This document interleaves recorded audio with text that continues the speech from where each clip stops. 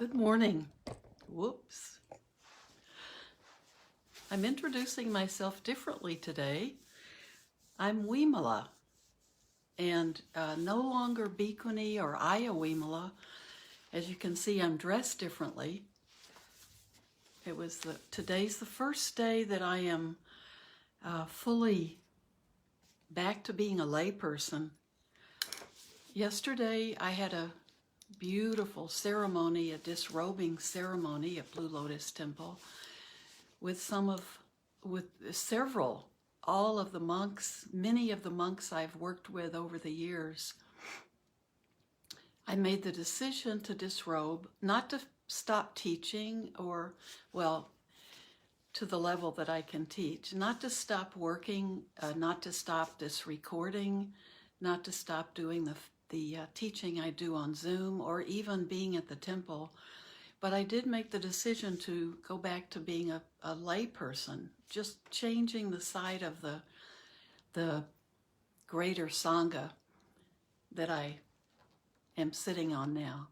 So it was a decision that took me a long time to make and was very difficult, but I'm hoping that it just is a way to show my respect to the Sangha, of the bhikkhunis and bhikkhus and the hard work and discipline in their lives. And I often, because I live on my own, feel that I'm kind of straddling that fence between a lay person and a monastic. And finally, the decision was for me to work as a lay person and continue doing what I'm doing, but doing it from a place of great respect for all lay people and all monastics. It's important we find the right spot for us to be in and then continue the spiritual path the best way we can. We're all going in the same direction. So it's a big change for me, and I hope it's not I hope it isn't a burden for any of you to carry, because it was beautiful yesterday, and I think I have a place. I told everyone I'm not going anywhere, and Blue Lotus is my home. So today, so I wore something very different today. It's very hard to decide what to wear every day. It's much better when you can just know the robes are there. So let's read a little bit from Wisdom is Bliss, and then we'll meditate together. And this is the book that we're reading from, Wisdom is Bliss, 4 friendly fun facts that can change your life. You might be able to read this, maybe not. It's Wisdom is Bliss was published just this year, 2021, and it's written by Robert Thurman, who's a very well-known Tibetan scholar and writer and teacher, and lives in New York. And he's written many, many other books and is a good friend of the Dalai Lama's. And this book was a gift, and I find that even speaking from the Tibetan tradition, this book is about the Four Noble Truths and the Eightfold Path. And the words resonate with everyone, I think, in any Buddhist path. These are the essences of the Buddhist teachings. And I like being able to look at even someone else's, kind of investigating the Four Noble Truths and the Eightfold Path and really learning to make them be part of our lives. It's really good to see how other traditions look at them and ways they talk about them. So it's been a delight to read this book. And here's the next section. We're reading from the section on the realistic worldview. And we've been reading about this gradual lessening of the fetters. The fetters or the defilements are based in our distorted inner sense, what we really are, some sort of, that we think we are some kind of fixated self. So he's just been talking about the concept of self and no self in Buddhism. Very good. I like his what he said about that. But today let's read, there's a little squirrel wanting to come in here. Today let's read from Buddhism is Realism, Not Religion as Defined Today. This is a small section. All of this is to say, and this is all of what we just talked about on Friday about the self. All of this is to say that Buddhism isn't so much a religion as a worldview. That's so true. In conversation with His Holiness the Dalai Lama,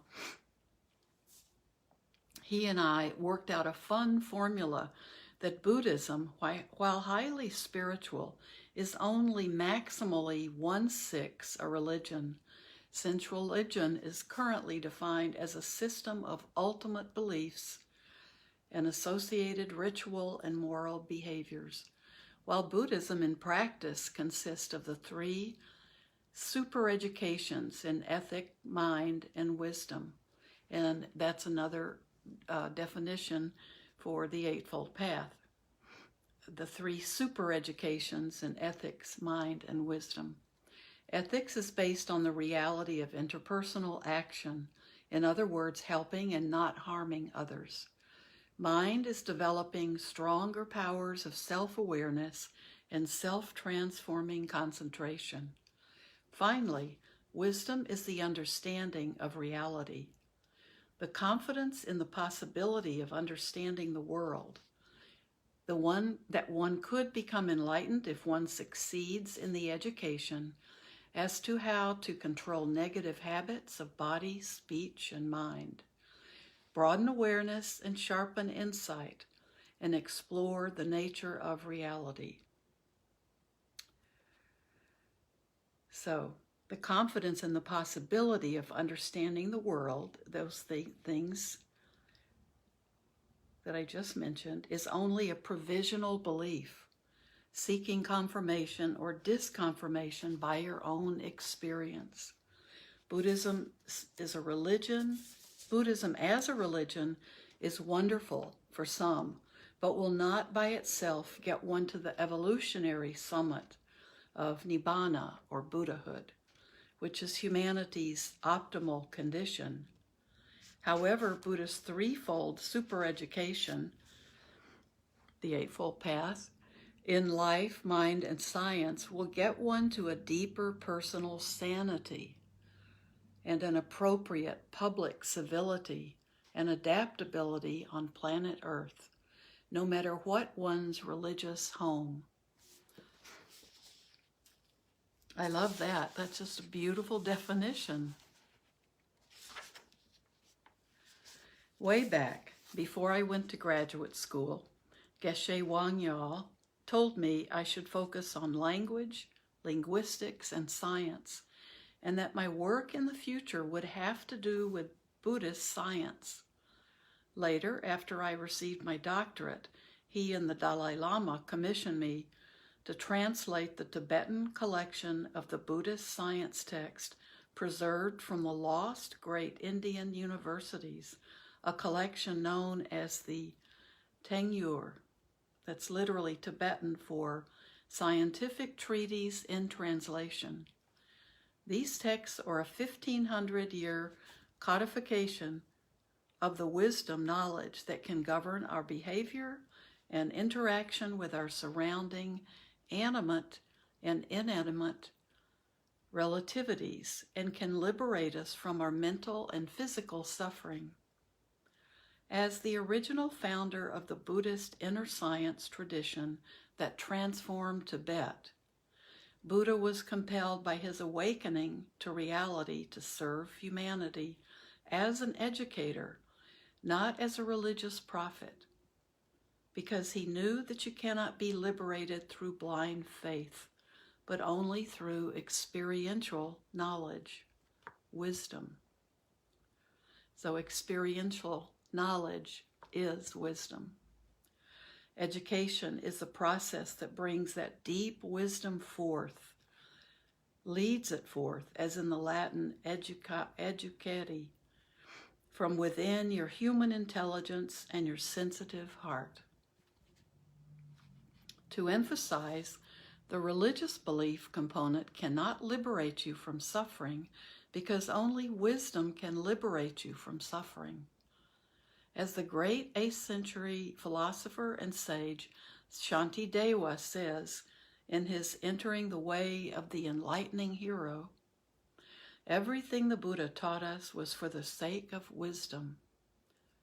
Everything boils down to salvation coming from your own sharp intelligence and your own experiential knowledge, your own wisdom. Again, as my final slogan, and after 60 years of working with it, Buddhism just seems to be realism. Buddhism is realism. That's my motto. No need to worry about religion, for or against. Just be realistic. It's just the alpha principle. Nowadays, I just want to shout it from the rooftops. Of course, to get the impact of that, you have to know that Buddha discovered that the reality you're being realistic about is the bliss you're looking for. So that there are a few more paragraphs, but I think that this is very important. This last sentence. Just be realistic. It's just the alpha principle. Nowadays, I just want to shout it from the rooftops. Of course, to get the impact of that, you have to know that Buddha discovered that the reality you're being realistic about is the bliss you're looking for. So they aren't separate. To be able to see the world with clarity, to see the reality of nature and of this world, is also what we call nibbana or nirvana. It isn't a place we go to. It's this place right where we are, but seeing it truly. Buddha was overjoyed to discover that the real reality is bliss, the bliss energy of perfect freedom. Therefore, the experiential knowledge of that real reality is also bliss. Body and soul, one merges with it, merges with that reality. One melts into the bliss that is release from suffering. One can even say reality is only thoroughly known by bliss. Subjectivity itself melted into bliss. Thoroughly knowing it is being it. That's a very important sentence. Thoroughly knowing it is being it. Just yesterday, Bhante Sankhya in the talk in the morning was talking about when the Buddha talks about even at some point we let go of the dharma, and Bhante Sankhya was explaining what that means is at some point we become the dharma, we become that truth, that reality.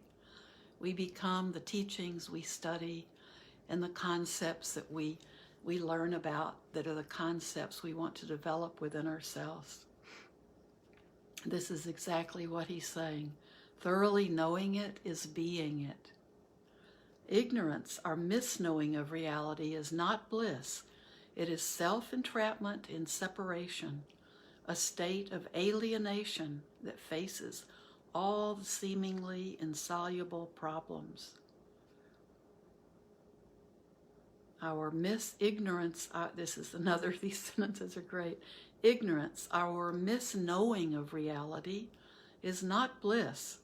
It is self-entrapment in separation, a state of alienation that faces all the seemingly insoluble problems. Misknowing, misperception, misunderstanding, these cause suffering. They are suffering. Luckily, misknowing is never total, as knowing is always coming through in the inadvertent, intuitive, and all too often unnoticed sparkles around the edges. Buddha's discovery of reality was his experience of nirvana, or nibbana in Pali, pure freedom. On that happy morning when he fully awoke from misknowing and fully expanded his being through blissful knowing as infinite interbeing, he exclaimed, "Deep, peace, clear light, non-proliferating, uncreative, I have found the one reality like the deathless elixir." When we know true reality, we know total bliss.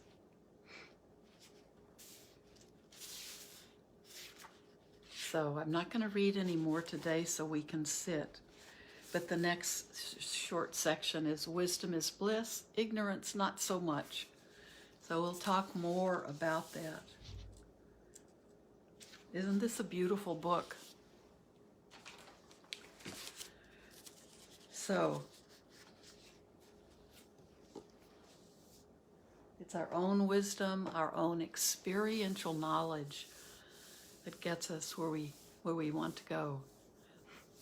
And it's living in the world. This is where we can find that bliss, that's freedom. So it's good to see some Karen, good morning from Texas. Yeah, I was just reading about your nature center yesterday on Facebook. And Eva, hello. Thank you for congratulating me. So why don't we sit together, and I'll be here again on Tuesday. My schedule will stay the same. The things I'm doing, including the book group, all those remain the same. So hope you'll keep following me. So why don't we sit?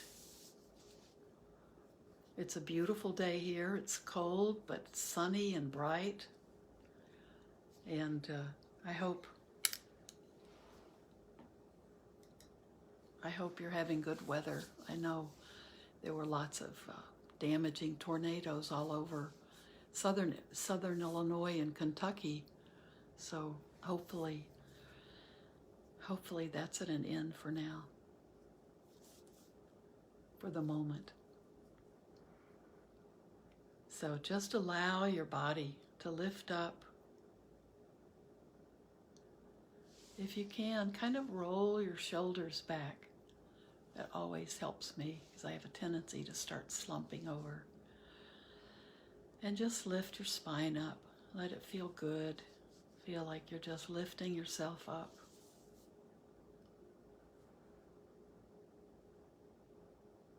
Be aware of the body breathing.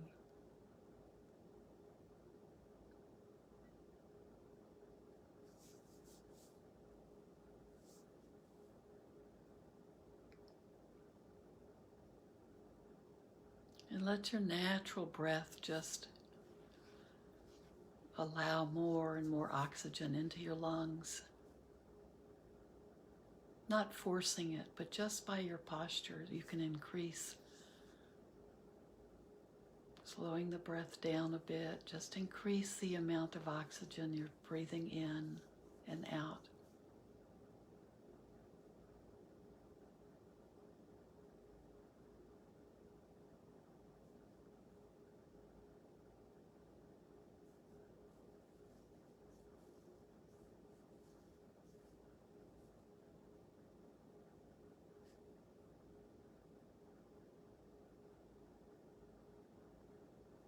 Just be aware of everything going on around you and inside of you.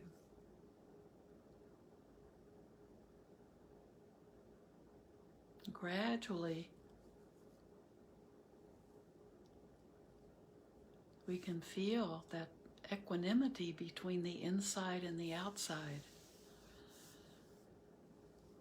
When things come at us from the outside, if we feel too cold or our body's too hot, we can gradually get to the point where we can just be okay with that. or if there's a loud sound that we might think of as unpleasant, we can reach a point where our calm mind just accepts it for what it is. It's just a sound. It's not there to personally irritate us.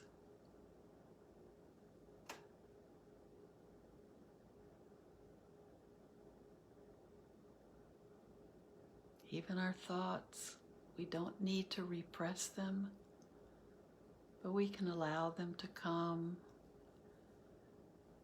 and then to go away. We can choose not to feed them with our attention.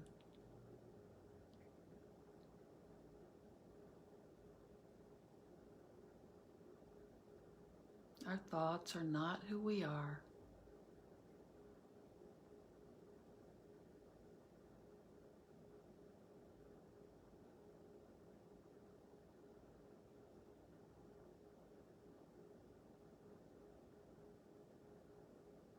So the same way we breathe in and out, we don't hold our breath.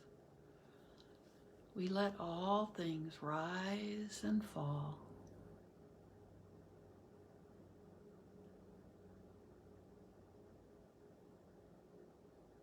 Allow it to be there in our awareness.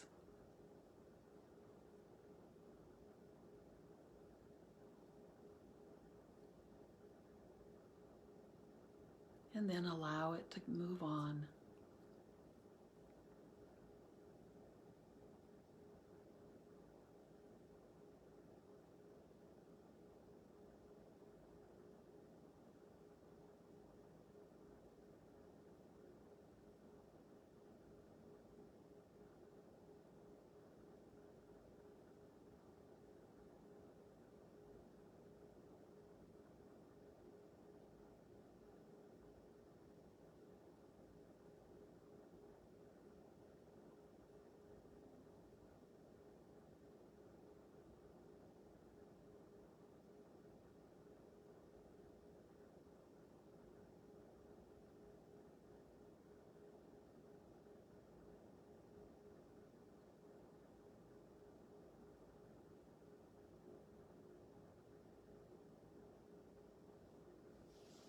Be aware of your body making contact with the earth.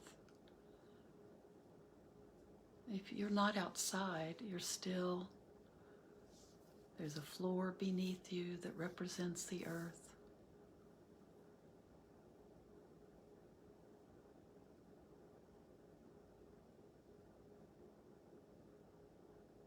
Or you're sitting, and that chair you're in represents the earth.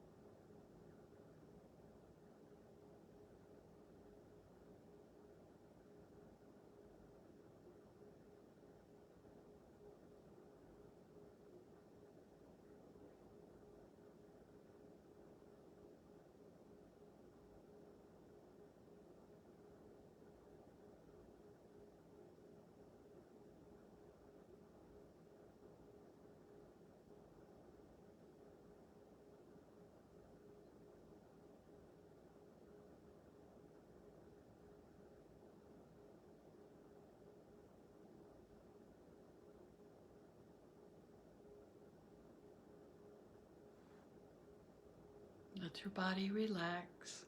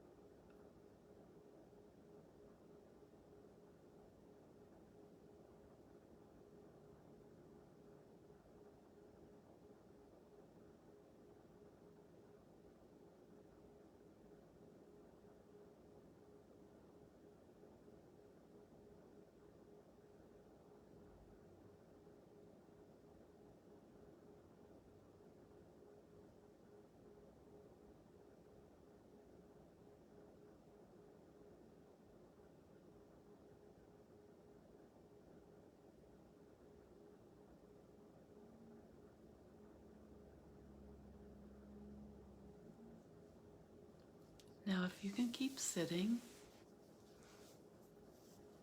or if you're doing walking meditation, standing meditation, you may be on your back, but just continue if you can, even for a few more minutes. May all of you be well and peaceful and truly happy and content.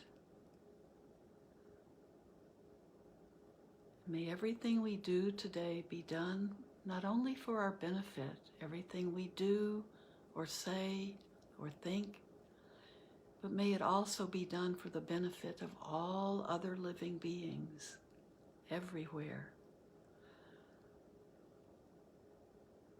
So thank you very much for being a big part of my practice, and have a beautiful day.